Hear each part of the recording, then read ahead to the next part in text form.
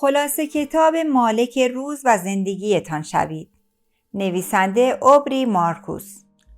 بسیاری از ما دلمان میخواست خوش‌تیپ‌تر باشیم، یه سالم بیشتری بخوریم، رابطه جنسی بهتری داشته باشیم و در کل زندگیمان خیلی بهتر از آنچه الان هست باشد.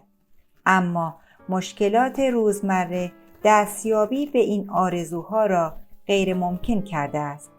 چطور می‌خواهید هم از پس کار تمام وقت برآیید و هم در عین حال غذاهای سالم و مغذی بخورید و به باشگاه بروید؟ بین این همه کار دیگر وقتی برای استراحت هم پیدا نمی‌کنید، چه برسد وقتی برای لذت بردن از روابطتان. فقدان انرژی و زمان دو مانع اصلی سر راه بهینه‌سازی روزهایمان هستند. اما خوشبختانه برای مقابله با این موانع راه‌هایی وجود دارد. مارکوس ترفندهایی طراحی کرده که هم آسان هستند و هم عمل به آنها وقت چندانی نمی‌گیرد. با استفاده از این قواعد این توانایی را پیدا می‌کنید که تبدیل به بهترین آدمی شوید که می‌توانید. او به عواملی ساده و عادی اشاره می‌کند که برای سلامتی و انجام وظایف روزانه‌تان مضر هستند. عواملی که شاید حتی خودتان هم از وجودشان بی اطلاع باشید. سپس برای جایگزینی این عادات منفی راه حل‌هایی مطرح می‌کند. آنچه در این خلاصه کتاب خواهید شنید. چه چیز باعث می شود قاضی متهم را به قید التزام آزاد کند؟ کدام شخصیت‌های تاریخی عادت داشتند خوب بخوابند؟ چطور می توان رابطه بهتری داشت؟ بعد از بیدار شدن از خواب آب بنوشید، نه قهوه. صبحها اولین کاری که بعد از بیدار شدن از خواب می کنید چیست؟ اکثر ما یا زیر دوش می رویم یا یک فنجان قهوه می نوشیم تا مغزمان به کار بیفتد. اما اگر می خواهید به بهترین شکل ممکن روزتان را آغاز کنید، باید درست و حسابی آب بنوشید. چرا که بدنتان هنگام خواب آب خود را از دست می دهد و خشک می شود. اگر بتوانید یک شب درست و حسابی بخوابید، یعنی متوسط 7 ساعت آب ننوشیده اید. اگر در آب و هوای خشک زندگی می کنید، روز قبل در باشگاه ورزش کرده باشید یا شب گذشته یک غذای چرب یا فست فود خورده باشید، آنگاه حتی پیش از خوابیدن هم آب بدنتان کاهش یافته است. طی شب معمولاً حدود 450 گرم از آب بدنتان از طریق عرق کردن کاسته می شود. کاهش آب بدن حتی اگر اندک هم باشد می تواند موجب سردرد، اضطراب و بداخلاقی شود. در کل اصلاً خوب نیست روزتان را این گونه شروع کنید. پس شاید بپرسید بعد از بیدار شدن از خواب چطوری باید آب بدنمان را زیاد کنیم؟ جواب این است که به جای نوشیدن قهوه آب بنوشید. هنگامی که با شکم خالی قهوه می نوشید، کافئین باعث تشدید جریان خونتان می شود. در نتیجه بدنتان هورمون استرس ترشح می کند و این هورمون هم باعث می شود حالت اضطراب و تنش پیدا کنید. به عبارت دیگر باید گفت اگر بعد از بیدار شدن از خواب کافئین بنوشید، بدنتان احساس می کند که یک شیر در تعقیب اوست. در عوض بهتر است یک لیوان آب بنوشید و در آن قدری آب لیمو و کمی نمک بریزید. این گونه نه تنها آب بدنتان را تأمین می کنید، بلکه برخی از مواد معدنی ضروری همچون پتاسیم، کلسیم و زینک هم به بدنتان اضافه می کنید. پس بهترین روش برای آغاز روز همین روش است. کربوهیدرات‌های ساده روی قند خون تأثیر می‌گذارند که این می‌تواند نتایج زیانباری ایجاد کند. هنگامی که برای خرید مواد غذایی صبحانه به سوپرمارکت محلتان می‌روید، چه می‌بینید؟ احتمالاً یک سری کروسان، وافل و شیرینی‌های برشته. اما هیچ یک از اینها برای صبحانه مناسب نیستند. این شیرینی‌ها فقط بمب شکرند. صبحانه عادی آمریکایی ها عبارت است از غلات، نان سفید و آب میوه های بسته بندی شده که هیچ کدام از این غذاها هیچ فایده خاصی برای بدن انسان ندارند. این غذاها کربوهیدرات های ساده هستند، یعنی مقدار زیادی شکر سفید دارند و فیبر خیلی اندک. کربوهیدرات های ساده به سرعت سطح قند خون را بالا میبرند. شکر زیادی برای سلولهای بدن مضر است. به همین دلیل است که دستگاه گوارش هورمون انسولین تولید می‌کند تا سطح قند خون را متعادل نگاه دارد. متاسفانه هنگامی که انسولین وارد خون می‌شود، ما را بی‌حوصله و بد می‌کند و اگر این وضع برای مدتی طولانی ادامه پیدا کند، به مشکلاتی جدی همچون بیماری‌های قلبی عروقی یا دیابت دچار خواهیم شد.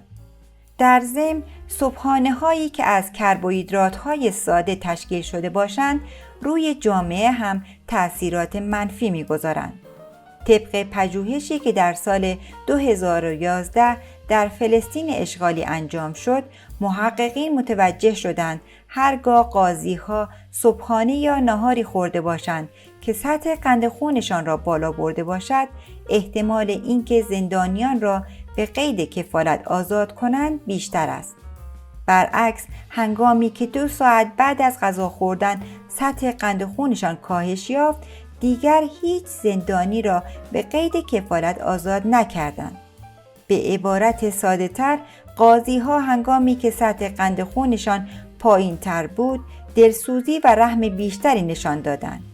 این یافته ها روی اهمیت خوردن غذایی متعادل هنگام تصمیم گیری در سطوح اجتماعی و کشوری تأکید دارد. سبک زندگی ما به اندازه اجدادمان سالم نیست، اما می توان با مکمل‌های غذایی این نقص را جبران کرد. تصور کنید 10,000 سال پیش انسان‌ها دور آتش یا زیر نور خورشید می نشستند. شامشان عبارت بود از گوشت تازه شکار، ریشه‌های خوراکی و سبزیجات. شاید این غذا چندان هم اشتها برانگیز به نظر نرسد، اما در هر صورت باید گفت از غذاهای امروزمان سالم تر است. سبک زندگی مدرن باعث می شود از بسیاری مواد معدنی، مواد مغذی و باکتری های مفید که در گذشته همیشه جزئی جدایی ناپذیر از غذای اجدادمان بودند محروم بمانیم. انسان‌های ما قبل تاریخ گوشت حیواناتی را می‌خوردند که از سبزیجات طبیعی و مغذی تغذیه می‌کردند. هنگامی که اجدادمان آنها را می‌خوردند، همان مواد غذایی موجود در سبزیجات را جذب می‌کردند. محصولاتی که امروزه می‌خورید، از گوشت گاو گرفته تا لبنیات و تخم مرغ، از حیواناتی به دست می‌آیند که از ذرت تغذیه کرده‌اند و ذرت از نظر مواد مغذی چندان غنی نیست. اگر حیوانات رژیم غذایی مغذی نداشته باشند، یعنی رژیم غذایی شما هم مغذی نیست. علاوه بر این، اجدادمان گیاهانی را می‌خوردند که در زمین‌های غنی از مواد معدنی و انباشته از کودهای طبیعی رشد کرده بودند. اما امروزه زمین‌های زراعی به دلیل کشاورزی بیش از حد فاقد مواد مغذی هستند. این گونه هم گیاهان و هم انسان‌هایی که آن گیاهان را مصرف می‌کنند از مواد مغذی ضروری محروم می‌مانند.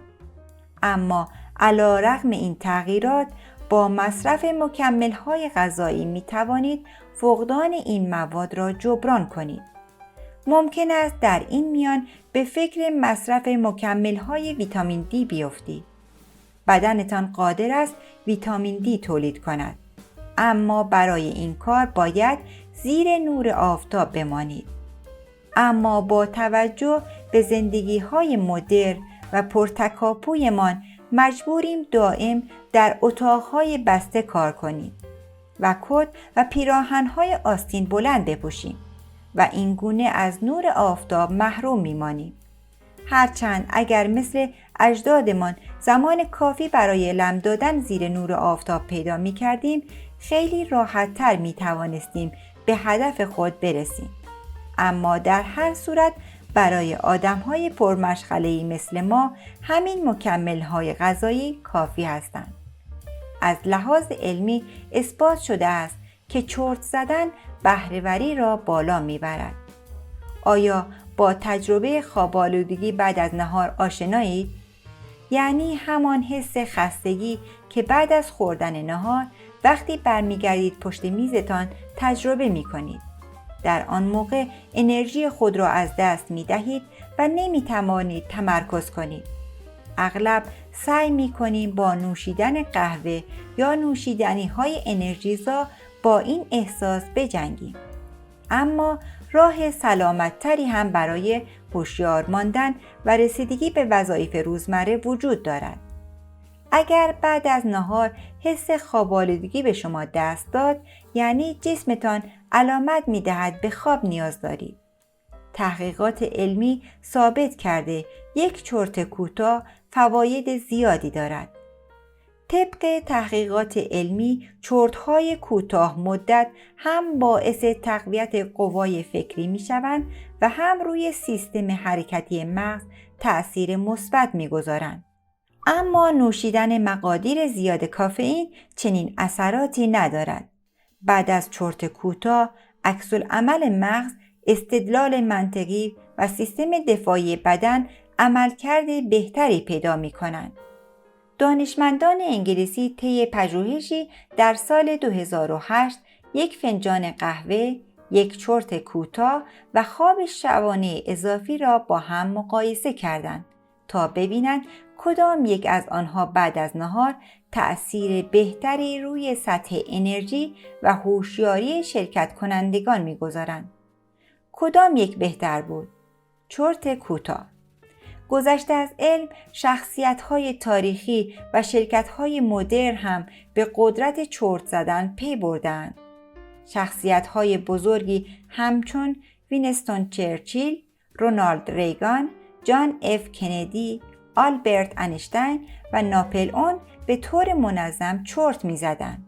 حتی بعضی از آنها در برنامه روزانه خود وقتی را به چرت زدن اختصاص داده بودند. اهمیت چرت زدن در زندگی‌های مدرن ما همچنان پابرجاست. شرکت‌های فناوری همچون گوگل و اوبر به کارکنانشان توصیه می‌کنند طی ساعت کاری یک چرت کوتاه بزنند. برنامه ورزشیتان را به شکلی طراحی کنید که سلامت کلی بدن را تقویت کنند، نه فقط تعدادی از ماهیچه‌ها. فرض کنید یک داروی معجزه‌گر وجود داشت که می توانست وزنتان را کاهش دهد، استرستان را از بین ببرد، ماهیچه‌هایتان را تقویت کند، عمرتان را زیاد کند، بیخوابیتان را درمان کند و افسردگی را هم مداوا کند. خب، لازم نیست این دارو را در ذهن تصور کنید، چون وجود دارد. نامش هم ورزش است. هرچند ورزش ابزار خوبی برای رفع بیماری‌ها و اختلال هاست، اما با این همه 80% آمریکایی‌ها به اندازه کافی ورزش نمی‌کنند.